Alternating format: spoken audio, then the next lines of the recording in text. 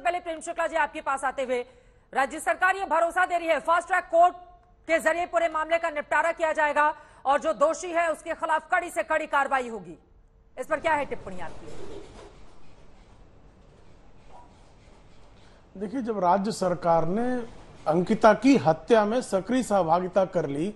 जब राज्य सरकार द्वारा पदस्थापित वहां के करप्ट और विकृत पुलिस अधिकारी ने हत्या को अंजाम देने के लिए शाहरुख को पूरा अवसर दिया, पुलिस कंप्लेंट करने के बाद भी शाहरुख जैसे अपराधी के खिलाफ कार्रवाई नहीं की गई, उसके बाद जब अंकिता जली तो उसको जिस तरह से इलाज आवश्यकता अनुकूल दिया जाना चाहिए था वो इलाज उसको उपलब्ध नहीं कराया गया। आदरणीय बाबूलाल मरांडी जी बता कर गए हैं किस तरह से, कहीं क्योंकि एक समुदाय विशेष के व्यक्ति ने हत्या की है, इसलिए उस पीड़िता के परिवार से मिलने के लिए अब तक कोई भी, चूंकि वो हेमंत सोरेन के परिजनों के की अपनी असेंबली सीट होने के बावजूद कोई वहां नहीं गया है उससे मिलने के लिए, कोई सरकार का नुमाइंदा उनके परिवार से मिलने तक के लिए नहीं जाता है। और जिस अधिकारी के खिलाफ आपराधिक कार्रवाई होनी चाहिए, जो अपराधियों से संलिप्तता है, उसके खिलाफ तो आर्टिकल 311 जो संविधान की धारा है जिसके तहत इस तरह से अपराधियों से मिलकर आपराधिक गतिविधियों में संलिप्त सरकारी कर्मचारियों और पुलिस अधिकारियों को तत्काल जो है निष्कासित किया जाना चाहिए। निष्कासित किए जाने की बजाय उसको आप जो है बगल के वही डीएसपी को आप जो है बगल में जो है आप उसका तबादला सिर्फ कर देते हैं और कहते हैं हम न्याय कर रहे हैं। ये अन्याय करने पर आमादा हेमंत सोरेन की सरकार है जो आए दिन नदीम जैसे अपराधी के लिए तो एयर एम्बुलेंस है और अंकिता के लिए उनके पास एयर एम्बुलेंस नहीं है, क्योंकि अंकिता का अपराध यह है कि वो हिंदू परिवार में उसका जन्म हुआ है। अब मैं जवाब ले लेती हूँ। सुप्रिया श्रीनेत जी सीधे आपके पास आते हुए, मोहम्मद मांझी जी उसके बाद में फौरन आपके पास आऊंगी। सुप्रिया श्रीनेत जी, सवाल ये भी पूछे जा रहे हैं कि जब हाथरस का मामला सामने आता है तो कांग्रेस के बड़े बड़े नेता वहां पर पहुंच जाते हैं और आपके ही समर्थन से चलने वाली सरकार के मुख्यमंत्री के गृह जिले में इस तरह का मामला सामने आता है और अब तक सरकार का एक नुमाइंदा भी नहीं पहुंचा है इस भरोसे के साथ कि पीड़ित परिवार को न्याय मिलेगा। सुप्रिया जी,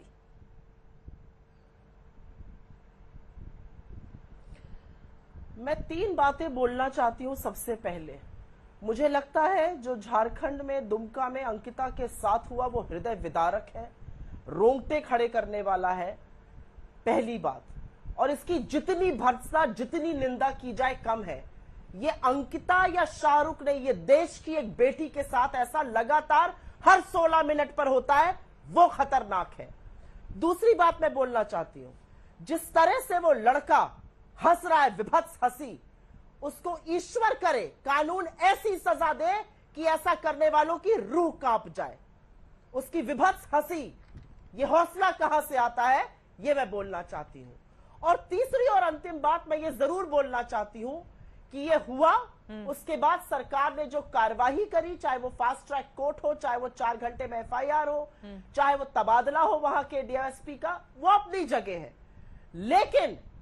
असल बात यह है कि इन लोगों के अंदर यह हौसला आता कहां से है, ये आउटरेज, ये आक्रोश हर बार क्यों नहीं होता है? क्या हाथरस और क्या दुमका,